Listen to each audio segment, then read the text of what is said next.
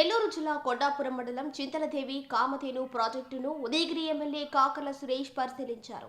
Kamadhenu ప్రాజెక్టులోని bridge సెంటర్ను ఆయన పరిశీలించారు. అనంతరం అక్కడ ఉన్న పశువులను, వాటి వివరాలను సిబ్బందిని అడిగి తెలుసుకున్నారు.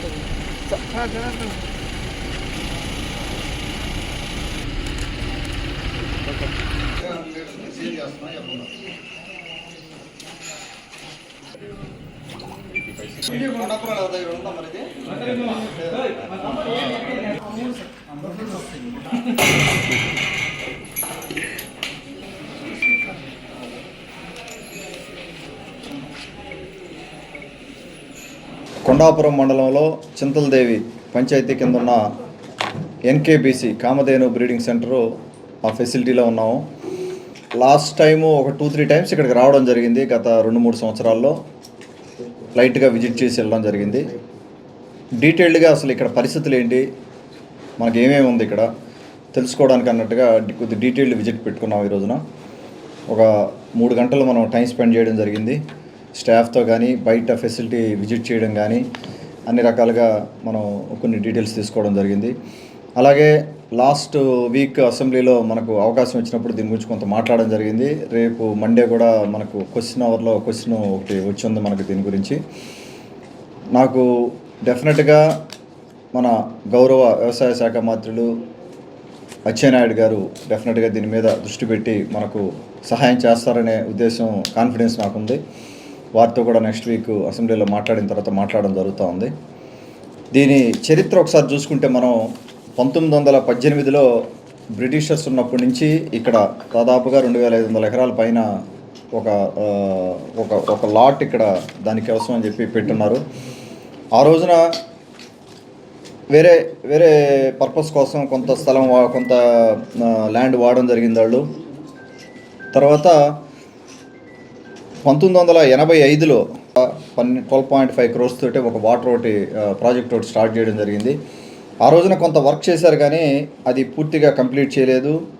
పలు రాజకీయ కారణాల వల్ల అక్కడ ఉన్న కందుకూరు, ఆ రోజుల్లో ఉన్న కందుకూరు ఎమ్మెల్యే రాజకీయ కారణాలు అవ్వచ్చు, రకరకాల రాజకీయ కారణాలతోటే ఇంక ఇతర సమస్యలతోటే ఆ ప్రాజెక్టు ముందుకెళ్ళలేదు. కొన్ని వాటర్ ట్యాంక్స్ అవి ఇక్కడ కూడా వాటర్ పైప్ లైన్ కూడా చూడడం జరిగింది నేను. అందులో నుంచి అవుట్కమ్ అయితే ఏమీ లేదు ప్రస్తుతానికైతే. అక్కడి నుంచి ఒక చుక్క నీళ్లు కూడా కామధేను బ్రీడింగ్ సెంటర్కి రాలేదు ఈరోజు వరకు. సో ఇప్పుడు అది కాకుండా మనం మర్రిగుంట నుంచి ఆల్టర్నేట్ ప్రపోజల్ తోటే వాటర్ లైను. సో ఇప్పుడు ఆ ప్రాజెక్ట్ కూడా నేను పూర్తిగా డీటెయిల్స్ తీసుకోవడం జరుగుతూ ఉంది. ఎవరైతే దాన్ని ఆ ప్రాజెక్ట్ టేకప్ చేశారో అది ఎంతవరకు వచ్చింది, దాంట్లో నుంచి ఏం జరిగింది అనేది కూడా నేను రివ్యూ చేస్తాను రాబోయే రోజుల్లో.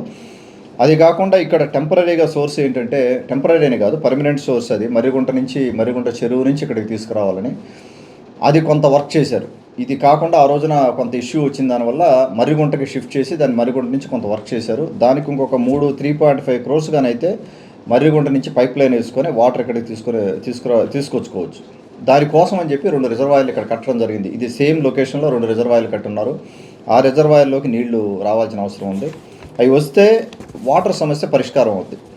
అది కాకుండా ఇంకొక టెంపరీగా ఇంకొక దగ్గరలో ఒక చెరువు ఉంది. ఆ చెరువు పేరు ఏంటన్నా, చెరువు పేరు ఉప్పుటేరు చెరువు నుంచి నీళ్లు ఉన్నాయి అక్కడ.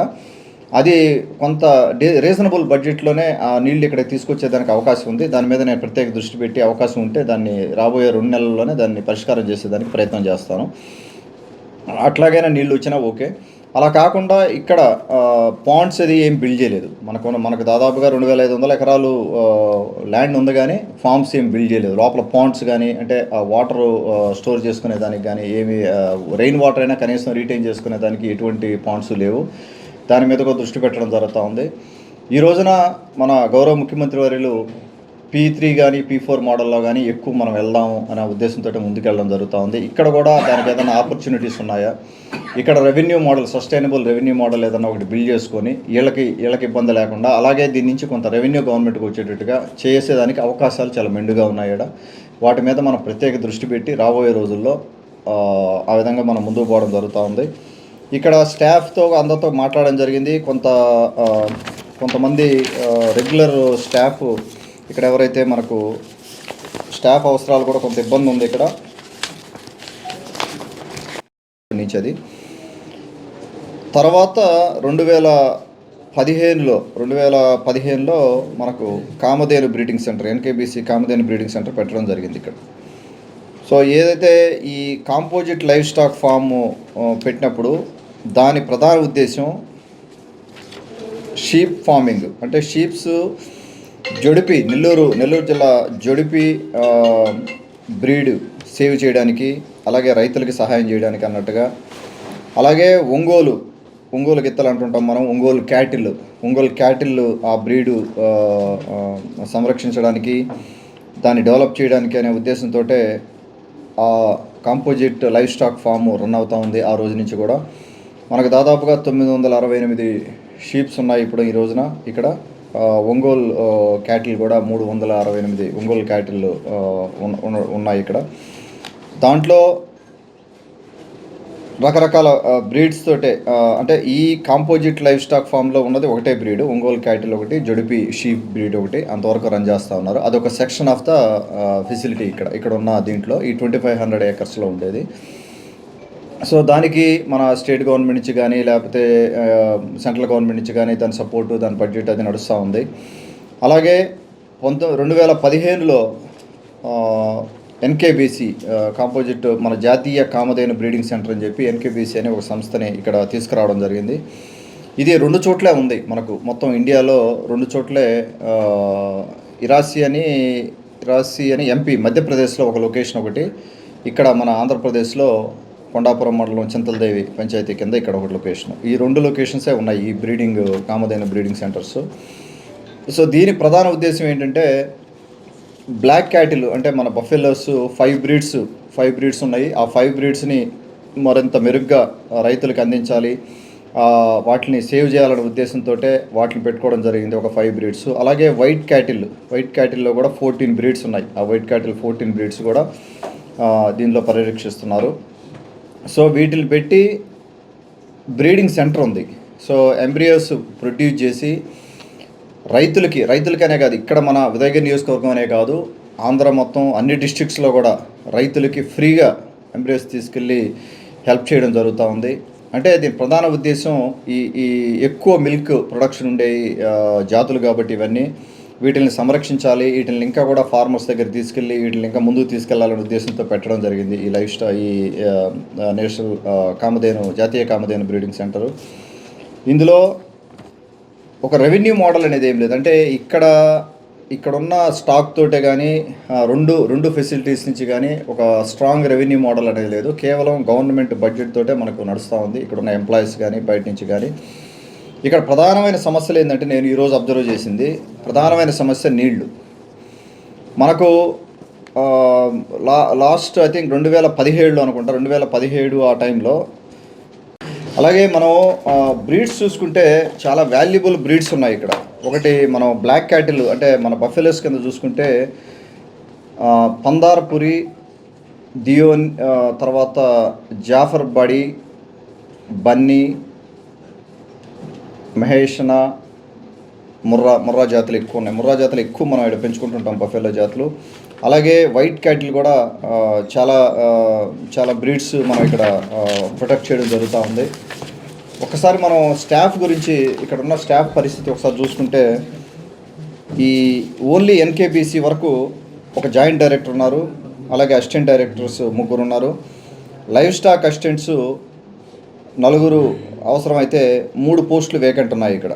అలాగే ఆఫీస్ సూపరింటెండెంట్ ఒక స్టాఫ్ ఉన్నారు, సీనియర్ అసిస్టెంట్ ఒక వేకెంట్ ఉంది, వెటర్నరీ అసిస్టెంట్స్ అయితే 6 కావాలి, దీనికి 6 వేకెంట్ ఉంది. అంటే రీసోర్స్ ఇష్యూస్ కూడా ఉన్నాయి ఇక్కడ. దీంట్లో మనం సరైన స్టాఫ్ని ఇవ్వలేని పరిస్థితి. అలాగే దాంట్లో కూడా కాంపోజిట్ లైవ్ స్టాక్ ఫామ్లో కూడా అదే పరిస్థితి ఉంది. డిప్యూటీ డైరెక్టర్ ఒకరైతే, తర్వాత అసిస్టెంట్ డైరెక్టర్, అది 2 ఫీల్డ్ ఉన్నాయి. వెటర్నరీ అసిస్టెంట్ సర్జన్ ఒక వేకెంట్ ఉంది, ఫీల్డ్ సూపర్వైజర్ ఒక వేకెంట్ ఉంది. సో అలా కాకుండా మళ్ళీ ఒక 39 మనకు కాంట్రాక్టు లేబర్ ఉన్నారు ఎన్కేబీసీలో. అలాగే 36 అనిమల్ అటెండర్స్ కాంట్రాక్ట్ లేబర్. వీళ్ళంతా కూడా అవుట్సోర్సింగ్ స్టాఫ్. సో దీనికి ఉన్న స్టాఫ్ పొజిషన్ ఇది. అలాగే ఇంకొక మేజర్ ఇబ్బంది ఏంటంటే ఫాడరు, అంటే వీటికన్నిటికీ మేత అనేది మేజర్ సమస్య అయిపోయింది. ఇక్కడ నీళ్లు లేనందువల్ల ఇక్కడ పెంచుకోలేకపోతా ఉన్నారు. బయటికి మనం కేజీ ₹4 ఖర్చు పెట్టి ఈ ప్యాడీ ఇవి పర్చేజ్ చేయాల్సి వస్తూ ఉంది. డ్రై ఫాడరు ప్యాడీ స్ట్రాస్ మనం పర్చేజ్ చేసుకొని వీటికి ఫీడ్ ఇచ్చుకోవాల్సిన పరిస్థితి. సో ఈ ఫీడ్ ఒకటి, తర్వాత వాటర్ సోర్స్ ఒకటి, ఈ మేజర్ ఇష్యూస్ కింద ఉన్నాయి. అలాగే గత 5 సంవత్సరాలు కానీ అంత ముందు కానీ చాలా నెగ్లిజెన్స్ జరిగింది ఇక్కడ. చాలా నెగ్లిజెన్స్, దీన్ని సరిగా పట్టించుకున్న పాపాన్ని పోలేదు. దీన్ని మొత్తం వీళ్ళకి స్టాఫ్కి వదిలేసి దీనికి ఒక సరిగా ఒక మానిటర్ చేయకుండా దీన్ని కంప్లీట్గా ఇబ్బంది పడిన సందర్భం ఉంది.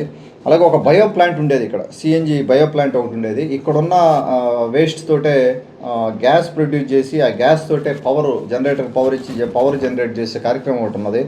అది కూడా కంప్లీట్గా ఆగిపోయింది. అది కూడా దాదాపుగా ఎప్పటి నుంచో అది మూలన పడిపోయింది. దాన్ని కూడా వదిలేశారు, అది ఏం చేయకుండా. అలాగే ఇంకొక ప్రధాన సమస్య, ఇక్కడ వీళ్ళు కొన్ని lakhs of rupees electricity bills కడతా ఉన్నారు ఇక్కడి నుంచి. దానికి మన సూర్య గారి కింద దాదాపుగా మన ముఖ్యమంత్రి గారు మొన్న అసెంబ్లీలో మాట్లాడారు, క్లియర్గా ఎక్స్ప్లెయిన్ చేశారు. సోలార్ ప్యానల్స్ పెట్టి మనం పవర్ జనరేట్ ఇక్కడే చేసుకోవచ్చు. దాని మీద నేను ప్రత్యేక దృష్టి పెట్టి ఆ కాస్ట్ ఒకటి తగ్గించుకునేదానికి నేను ప్రయత్నం చేస్తాను. అలాగే దీంట్లో ఈ చెప్పిన వాటిలన్నింటిలో కూడా చాలా రిఫార్మ్స్, చాలా చేంజెస్ చేయాల్సిన అవసరం ఉంది. దీన్ని గాడిలో పెట్టడానికి డెఫినెట్గా మంచి సస్టైనబుల్ రెవెన్యూ మోడల్ బిల్డ్ చేసేదానికి అవకాశాలు అయితే ఇక్కడ చాలా ఉన్నాయి. డైరీ ఫామ్ కావచ్చు, మిల్క్ ప్రోడక్ట్స్ అవ్వచ్చు. లోకల్గా కూడా కొండాపురం మండలం కూడా చాలామందికి ఉద్యోగాలు ఇచ్చే అవకాశం ఉంది. ఇక్కడ ల్యాండ్ ఉంది మన దగ్గర, రీసోర్సెస్ ఉన్నాయి, మంచి బ్రీడింగ్ సెంటర్ ఉంది. ఇండియాలోనే ఉండేది 2 బ్రీడింగ్ సెంటర్స్ అయితే ఒక బ్రీడింగ్ సెంటర్ ఇక్కడ ఉంది. దానికి మనం గర్వపడాలి. సో ఉన్న ఫెసిలిటీస్ వాడుకొని డెఫినెట్గా దీన్ని రాబోయే రోజుల్లో ఒక మంచి రెవెన్యూ మోడల్గా బిల్డ్ చేసి ముందుకు పోతామని నాకు ఆశాభావం వ్యక్తం చేస్తూ ఉన్నారు. ఆ విధంగా మనం అందరం కూడా వర్క్ చేయడం జరుగుతూ ఉంది. అందరికీ కూడా ఇక్కడ వచ్చిన మీడియా మిత్రులందరికీ కూడా చాలా దూరం ఉంటుంది. ఇది కొండాపురం మండలం అంటే ఒక మూల ఉంటుంది. అందరూ కూడా పిలవగానే ఈరోజు అనుకోకుండా వచ్చినందుకు అందరికీ కూడా నా ధన్యవాదాలు తెలుపు. ఆరోపణ ఉంది సార్, ఏంటంటే ఇప్పుడు కొన్ని జీవాలు ఉన్నాయి పశువులు, ఆ ఎంఎస్కొని చనిపోయినాయని చెప్తున్నారు. ఇది గత కొన్ని సంవత్సరాల నుంచి కూడా ఇది ఆనవాయితీ వస్తూ ఉంది. దాన్ని మీరు ఏమన్నా అరికట్టే అవకాశం ఉందా? అది కేవలం ఆరోపణ, లేకపోతే దాని మీద ఏమన్నా డీటెయిల్ ఎంక్వైరీ చేశారా, ఎవరన్నా దానికి రిపోర్ట్ ఉందా అనేది ఒకసారి చూడాలి. వర్క్ చేస్తున్నారు కదా, వాళ్ళే చదువుతున్నారు సార్. ఇప్పుడు మేము ఫోన్ చేసేదైతే 137 చనిపోయినా మాకు ఏదేవి బ్లాక్ క్యాటిలా లేకపోతే మీరు చెప్పేది వైట్ క్యాటిలా? గొర్రెల గురించి, జొడిపి గొర్రెలు 968 దాకా ఉన్నాయి ఇక్కడ. సో వాటి గురించి మీరు చెప్పేది? అది కానీ చిన్న చిన్న ఆవులు కానీ, ఆవు దూడలు కానీ, ఈ అంటే వాస్తవంగా మేమైతే అంటే ప్రైవేట్ సెల్లింగ్ చేస్తున్నారు అంటారు మీరు? పెంచుకుంటా ప్రైవేట్ సెల్లింగ్ చేస్తున్నారు అనేది ఒక ఆరోపణ. డెత్ కింద చూపెడుతున్నారు. సో అది ఆరోపణైనా, అది యాక్చువల్గా జరిగిందా అనేది ఎంక్వైరీ చేయాలి మనం. ఆరోపణ ఏముంది, ఆరోపణ ఈజీగా చేస్తాం ఎవరి మీద మనం. సో దాన్ని ఏంటంటే దాన్ని నేను డెఫినెట్గా అది ఆరోపణ జరుగుతూ ఉంది, దానికి ఫుల్ స్టాప్ పెట్టే అవకాశం ఏమన్నా? దీన్ని ఏమైపోయిందంటే నేను అబ్జర్వ్ చేసింది ఏంటంటే లాస్ట్ టైంలో గత 3 సంవత్సరాలుగా 2 సార్లు వచ్చాను నేను ఇక్కడికి. అంటే ఏ ఎమ్మెల్యే కూడా దీని మీద ఫోకస్ పెట్టలేదు, ఫోకస్ సరిగా పెట్టలేదు. 2015లో వెంకయ్యనాయుడు గారు అది ఇక్కడ స్టార్ట్ చేశారు. సో అప్పుడు కొంత ఫోకస్ ఉన్నది. తర్వాత నుంచి దీని మీద కంప్లీట్గా మానిటరైజేషన్ ఎవరు మానిటర్ చేసిన పాపన పోలేదు. దీన్ని ఓనర్షిప్ ఎవరు తీసుకోవాలి, కేవలం జస్ట్ ఎంప్లాయీస్కి వదిలేశారు. ఇక్కడ ఉన్న డైరెక్టర్స్కి కానీ లేకపోతే వాళ్ళ ఎంప్లాయీస్కి వదిలేసి వాళ్ళని రన్ చేసుకోమన్నారు. అలా కాకుండా మన కొండాపురం మండలంలో ఉంది ఇది, మన నాయకులు ఉన్నారు ఇక్కడ. ఒక రకమైన ఆడిటింగ్ వ్యవస్థ నడవాలి. ఆడిటింగ్ అనేది ఉండాలి ఇక్కడ, ఏం జరుగుతూ ఉంది, లేకపోతే ఫ్రీక్వెంట్గా విజిట్ చేయడం కానీ మన కొండాపురం నాయకులు కానీ, లేకపోతే ఇక్కడ పార్ట్నర్షిప్తో నడవాలి ఇక్కడ. అది లేదు, అది మిస్ అయింది ఇక్కడ. సో అది నేను డెఫినెట్గా పెంచుతాం. అది నేను కూడా అప్పుడప్పుడు విజిట్కి వస్తుంటాను. ఇక్కడ లోకల్ నాయకులను ఇన్వాల్వ్ చేద్దాం. ఇక్కడ లోకల్ తెలుగుదేశం పార్టీ నాయకులు అవచ్చు, లోకల్ వాళ్ళని ఇన్వాల్వ్ చేసి ఇక్కడ ఏం జరుగుతూ ఉందనేది మానిటర్ చేసుకుంటే ఈజీగానే చేయొచ్చు. అవన్నీ 1-2 చిన్న ఆరోపణలు ఏమైనా ఉంటే డెఫినెట్గా ఎంక్వైరీ చేస్తాను, నేను మాట్లాడతాను. ఎంక్వైరీ చేస్తే నేను జరుగుతూ ఉంటే ఇంకేదైనా ఉన్నా కూడా ఫర్దర్గా ఆపుతాం. అది కాకుండా ఇంకేమైనా ఉన్నాయా? విషయం కూడా ఇప్పుడు ఇలాంటి ప్రజాప్రతినిధులు కానీ లేదంటే ఉన్నత స్థాయి అధికారులు కానీ ఎవరైనా వచ్చినప్పుడే వాటి మీద కేరింగ్ తీసుకొని వానికి దానాయుడంలో కానీ ఇంకా విధంగా కేరింగ్ తీసుకుంటాను. మిగతా సమయంలో అసలు వాటిని పట్టించుకోవట్లేదు, దానివల్ల బక్క చిక్కిపోతున్నాయి అనేది కూడా ఒక ఆరోపణ. అవును, వాస్తవం అది. అంటే బక్క చిక్కిపోతున్నాయి అంటే దీనికి మేజర్ సమస్య అదే. నేను చెప్పినట్టుగా వాటర్ సరిగా లేవు ఇక్కడ. ఇప్పుడు మీరు ఆలోచిస్తే మీరు వచ్చేటప్పుడు చూసుంటారు అక్కడ దాదాపు 900 జొడిపి షీప్ ఉంది కదా అక్కడ మేస్తూ ఉంటే చూసాం కదా మనం. వాటికి నీళ్లు లేవు. అవి కానీ మళ్ళీ బ్యాగ్ వచ్చి ఇక్కడ ఎక్కడన్నా ఈ బోర్ వాటర్తో నీళ్లు తాగేది తప్పితే ఆడ నీళ్లు లేవు, అంటే ఫెసిలిటీ లేవు. వాడికి ఎప్పుడు దాహం అయితే అప్పుడు నీళ్లు తాగేదానికి అవకాశం లేదు ఆడ. సో దానివల్ల నీకు డెఫినెట్గా దెబ్బతింటదిగా, బ్రీడ్ దెబ్బతింటది, ఎవరైనా అంతే కదా. అంటే వీళ్ళ కేరింగ్ తక్కువ ఉందని వీళ్ళ కేరింగ్ ఉంది, దాని మీద ప్రాబ్లమ్స్ కూడా అట్లా ఉన్నాయి. కేరింగ్ అనేది చూడాలి, అది మరి అది ఏం జరుగుతుందో మనకు తెలియదు, ఒకసారి కనుక్కుందాము. సార్ ఇక్కడ మేజర్ ఇష్యూస్ అయితే ఉన్నాయి ఇక్కడ. మనకి క్వారంటైన్ అనే 43 క్యాటిల్స్ ఉన్నాయి సార్ అక్కడ వేరే దగ్గర ఉంది. మొత్తం బ్రూసెల్లోసిస్ వ్యాధి వచ్చింది వాటికి. 43 క్యాటిల్సా ఎక్కడ ఉన్నాయి? బ్రూసెల్లోసిస్ వేరే క్వారంటైన్ కింద అక్కడ పెట్టున్నారు ఇప్పుడు పెట్టున్నారా? ప్రజెంట్ ఏం బ్రీడ్ అది? బ్రీడ్ ఏం లేదు, అన్ని కలిపి కామదానికి సంబంధించిన ఆడ ఉన్నాయి. ఆ బ్రూసెల్లోసిస్ వ్యాధి ఒకసారి వచ్చినట్టే ఇంకా ఆ పశువు చివరి దాకా అంతే, అది ఒకదాన్ని సోకుతుంది. గతంలో కొన్ని ఉంటే అదే క్వారంటైన్ లో వాటిని జనరల్ కౌస్ లో కలిపేశారంట వాటిని.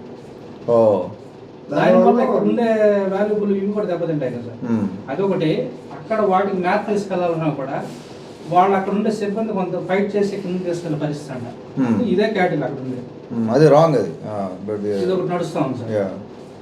సిక్ క్యాటిల్ని ఇక్కడ తీసుకురావడం అనేది రాంగ్. ట్రీట్ చేయాలి, ప్రాపర్గా ట్రీట్ చేయాలి. వీళ్ళు వ్యాక్సిన్స్ ఇస్తారు, జనరల్గా వ్యాక్సిన్స్ ఇస్తారు. ఉన్నా కూడా అవి ఎందుకు ఎక్కువగా వస్తున్నాయి అనేది అర్థం కావట్లేదు. వ్యాక్సిన్స్ ఉన్నాయి, చేసే డాక్టర్స్ ఉన్నారు, మొత్తం ప్రాపర్ గా ఉంది. కానీ అవి ఎందుకు డెవలప్ ఇయర్ పెరుగుతా ఉన్నాయి సార్. అది కంట్రోల్ ఎక్కడ వీళ్ళు నిర్లక్ష్యమా ఏంటి అనేది ఒకసారి మాట్లాడుతాం, బయటకు వెళ్తాం. ఇంకొకటి ఇక్కడ ఉండే సిబ్బంది కూడా సండే టైం ఒక్కళ్ళు కూడా ఉండట్లేదు పర్ఫెక్ట్ గా. ఏది కాంట్రాక్ట్స్ అంటే వీళ్ళు వాళ్ళు ఒక 39 మంది ఎన్కేబీసీలో ఉన్నారు, 36 మంది ఏమో దాంట్లో లైఫ్ స్టాక్ లో ఉన్నారు. మన ఏడి స్థాయి ఉన్నారు కదా, వీళ్ళు ఎవరు ఉండట్లేదు, వీళ్ళు సఫిషియెంట్ గా ఉండలేదు. ఏదన్నా కౌలు బాగలేదంటే అది స్పాట్ వాళ్ళు ట్రీట్ చేయాలి. ఏం పరీక్షలో ఇబ్బంది. ఇలాంటిది మెయిన్ ఇక్కడ ఉన్నాయి సార్. ఇక్కడ ఉంది అసలు ఆరోపణ మెయిన్ మన వచ్చాయి, నా దృష్టి కూడా వచ్చాయి కొన్ని ఆరోపణలు ఉన్నాయి, ఇష్యూస్ ఉన్నాయి. కంప్లైంట్ చేశారు సార్, బిజినెస్ కంప్లైంట్ చేశారు స్టేట్ చైర్మన్ దీనికి సంబంధించి ఇరెగ్యులారిటీ ఇక్కడ జరుగుతూ ఉందని చెప్పేసి. డెఫినెట్గా అడ్రస్ చేద్దాం అండి. అందరం మన పార్ట్నర్షిప్ తోటే, మీరు కానీ మీడియా మిత్రులు కానీ మనం కానీ అందరం కూడా పార్ట్నర్షిప్ తోటే పనిచేద్దాం. ఇక్కడ ఉన్న సమస్యలు పరిష్కారం చేసేదానికి వాళ్ళు ఉద్యోగాలు ఎవరైనా సరే వాళ్ళు జాబ్ చేస్తున్నప్పుడు వాళ్ళు జీతాలు తీసుకుంటున్నారు, జాబ్ చేయాల్సిన అవసరం పడుతుంది. ఏదన్నా ఇక్కడ అదర్ దాన్ దట్ ఇంకేదన్నా కూడా సైడ్ ట్రాక్ అవుతుంటే మటుకు డెఫినెట్గా మనం యాక్షన్ తీసుకోవాలి. నేను ఒక్కసారి నాకు డీటెయిల్స్ వచ్చిన తర్వాత మనం యాక్షన్ తీసుకోవాలి. ఆప్షన్ పెట్టామని చెప్పేసి 12 బర్లు ఎత్తారు సార్, నైట్ ఎత్తారు. ఎన్ని? 12 బర్లు నైట్ ఎత్తారు. ఆప్షన్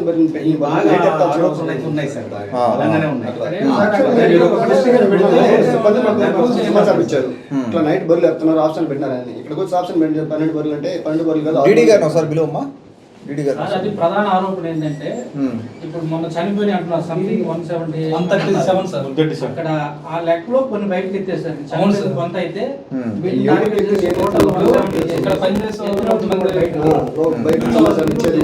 రౌండ్ ఫిగర్ అని చెప్పేది ప్రధాన ఆరోపణ. సిబ్బంది 95